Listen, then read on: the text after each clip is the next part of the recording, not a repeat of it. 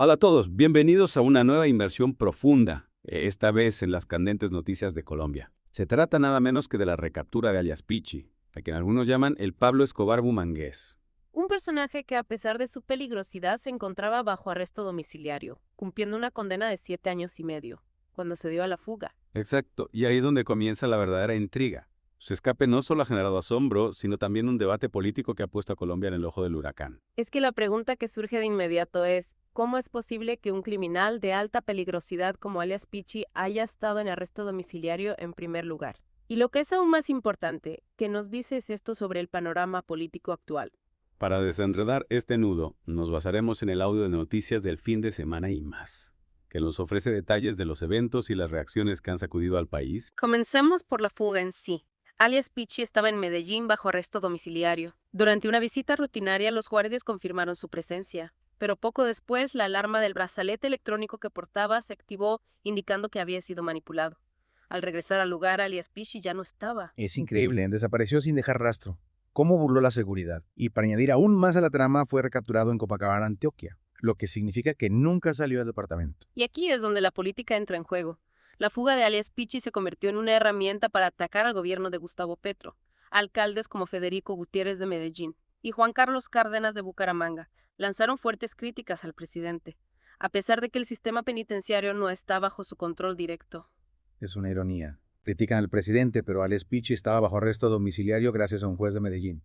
Y se rumorea que un familiar del alcalde de Bucaramanga tuvo algo que ver con esa decisión. Y como si fuera poco, se difundió el falso rumor de que alias Pichi era un negociador de paz del gobierno. Todo esto creó un clima de tensión política muy fuerte. Ante este vendaval, el gobierno de Petro no se quedó de brazos cruzados.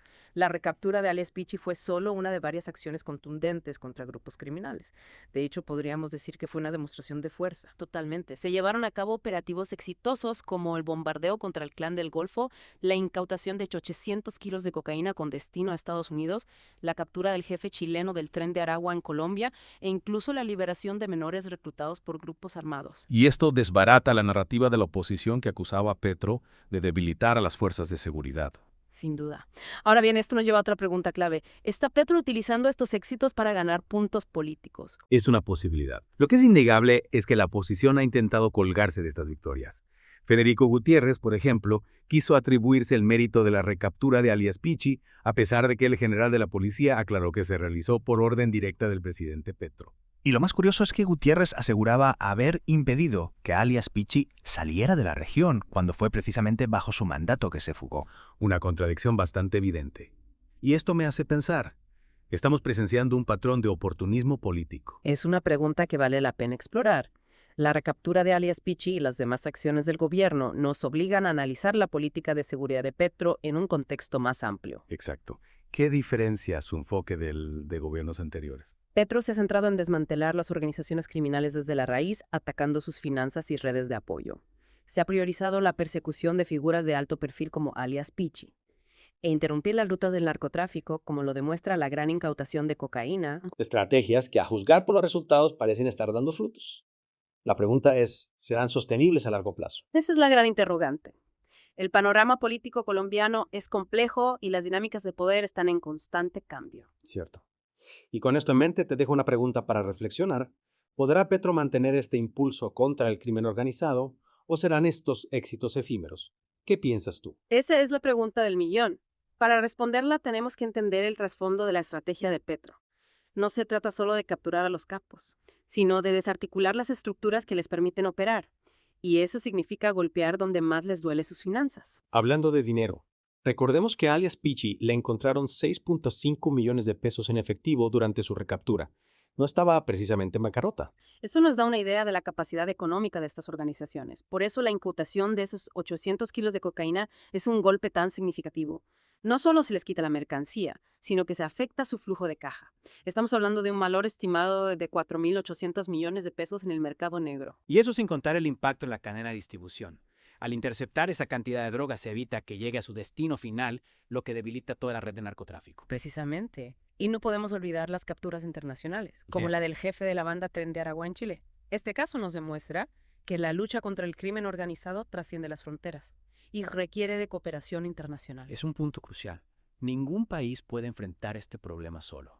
La colaboración entre gobiernos es fundamental para combatir estas organizaciones que operan a nivel global. En este caso en particular, la captura del líder del Tren de Aragua, que se había refugiado en Colombia, fue celebrada por el propio presidente chileno Gabriel Boric, quien agradeció la colaboración de las autoridades colombianas. Un espaldarazo importante que valida los esfuerzos de Petro en materia de seguridad. Pero no se trata solo de grandes capos, ¿verdad? También hemos visto acciones contra otros grupos como el Frente 19. Así es. Se logró la captura de varios de sus integrantes, incluyendo a 2 cabecillas, y se liberó a 3 menores de edad que habían sido reclutados a la fuerza. Y esto nos lleva a otro aspecto fundamental de la lucha contra el crimen organizado, la protección de los más vulnerables. Cierto, esos menores son víctimas de una situación que escapa a su control. En este caso, el ejército y la policía, además de realizar las capturas, también incautaron material de guerra e intendencia que pertenecían al Frente 19. Un trabajo constante que busca debilitar a estas organizaciones en todos los frentes. Y hablando de frentes, no podemos dejar de mencionar el operativo contra el Clan del Golfo, que incluyó un bombardeo por parte de las fuerzas militares, un hecho que, como se mencionaba en el audio, ha generado controversia. Claro, porque algunos sectores argumentan que este tipo de acciones son desproporcionadas y ponen en riesgo a la población civil. Es un debate complejo que hay que analizar con cuidado. Por un lado, está la necesidad de combatir al Clan del Golfo, una organización criminal que ha causado mucho daño en Colombia. Por otro, está la preocupación legítima por la seguridad de los civiles. De hecho, el audio menciona que el Clan del Golfo ha intentado rearmarse y fortalecerse en algunas zonas del país, incluso con la complicidad de algunos sectores políticos y empresariales. Una situación que sin duda exige una respuesta firme del Estado. Y según el gobierno, el bombardeo fue precisamente eso. Una respuesta, una amenaza real e inminente. En el operativo se incautaron 8 fusiles y se reportaron 4 bajas en las filas del Clan del Golfo. Es importante destacar que Petro ha sido transparente al informar sobre este operativo, reconociendo incluso las bajas que sufrieron las Fuerzas Armadas. La transparencia es clave para generar confianza en las instituciones y en la lucha contra el crimen organizado. Y hablando de transparencia, volvamos a la recaptura de alias Pichi. ¿Recuerdas si mencionamos que los alcaldes intentaron atribuirse el mérito? Claro que sí. Tanto Federico Gutiérrez, alcalde de Medellín, como Juan Carlos Cárdenas, alcalde de Bucaramanga, trataron de capitalizar la noticia a pesar de que la operación fue ordenada directamente por Petro. Gutiérrez incluso llegó a afirmar que había impedido que alias Pichi saliera de la región, a pesar de que la fuga se produjo bajo su administración. Una contradicción que no ha pasado desapercibida por la opinión pública. Este caso, más allá de la recaptura en sí, ha puesto en evidencia las tensiones políticas que existen en Colombia. Por un lado, tenemos a un gobierno que busca implementar una nueva estrategia de seguridad enfocada en desmantelar las estructuras del crimen organizado. Por otro, una oposición que busca cualquier oportunidad para criticar al gobierno. Es un juego político que lamentablemente a veces parece priorizar los intereses partidistas por encima de los intereses del país. La seguridad de la ciudadanía es un tema demasiado importante para usarlo como arma arrojadiza. Totalmente de acuerdo. Y con eso en mente la pregunta es, ¿cómo afectará este caso a la política de seguridad de Petro a largo plazo? Es una pregunta difícil de responder, pero podemos analizar algunos elementos clave. Por ejemplo, La captura de alias Pichi y los demás operativos exitosos podrían fortalecer la imagen del gobierno y generar un mayor apoyo a su estrategia de seguridad. Es posible que la ciudadanía, al ver resultados concretos, se sienta más segura y confíe en las acciones del gobierno. Pero también hay que considerar las presiones políticas que seguramente se intensificarán. La oposición no va a ceder en sus críticas y es probable que busque cualquier oportunidad para deslegitimar la política de seguridad de Petro. En ese sentido, la transparencia y la comunicación serán claves para mantener la confianza de la ciudadanía. Totalmente de acuerdo. El gobierno debe ser claro al explicar sus acciones, sus objetivos y los desafíos que enfrenta. Y al mismo tiempo debe ser firme en su compromiso de combatir el crimen organizado sin ceder a presiones políticas que puedan poner en riesgo la seguridad del país. Ese es el gran desafío que tiene por delante el gobierno de Petro. Lograr un equilibrio entre la firmeza en la lucha contra el crimen y la necesidad de mantener la cohesión social y la gobernabilidad. Un desafío complejo sin duda. Y mientras tanto, la ciudadanía espera resultados tangibles que se traduzcan en una mayor seguridad y tranquilidad. Hablando de resultados, no podemos olvidar las incautaciones de droga que se han realizado en los últimos meses. Son un golpe importante a las finanzas del crimen organizado, pero también una señal de que el narcotráfico sigue siendo un problema grave en Colombia. Un problema que no se resuelve solo con capturas e incautaciones. Es necesario abordar las causas estructurales que alimentan el narcotráfico, como la pobreza, la falta de oportunidades y la debilidad institucional. Así es. La lucha contra el crimen organizado debe ir acompañada de políticas sociales que permitan construir un país más justo y equitativo, donde las personas tengan alternativas reales a la economía ilegal. Un enfoque integral que aborde tanto las causas como las consecuencias del problema.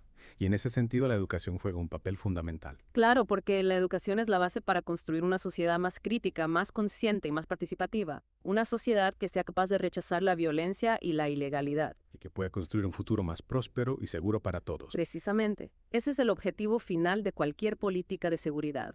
Garantizar la paz y el bienestar de la ciudadanía. Y para lograrlo es necesario que todos los actores sociales se involucren y trabajen juntos. Gobiernos, instituciones, organizaciones sociales, empresas y ciudadanos, todos tenemos un rol que jugar en la construcción de un país más seguro. Un país donde la justicia y la paz sean una realidad para todos. Y hablando de justicia, no podemos olvidar que alias Pichi estaba bajo arresto domiciliario cuando se fugó. ¿Qué implicaciones tiene esto para el sistema judicial colombiano? Es una pregunta importante que nos lleva a analizar el funcionamiento de la justicia en nuestro país. ¿Cómo es posible que un criminal de alta peligrosidad haya obtenido el beneficio de la prisión domiciliaria? ¿Qué mecanismos de control existen para evitar que se produzcan este tipo de fugas? ¿Qué medidas están tomando para fortalecer el sistema judicial y garantizar que se imparta justicia de manera efectiva? Son preguntas que debemos hacernos como sociedad. Y que requieren de respuestas contundentes por parte de las autoridades. Porque la justicia es un pilar fundamental para la construcción de un país democrático y en paz.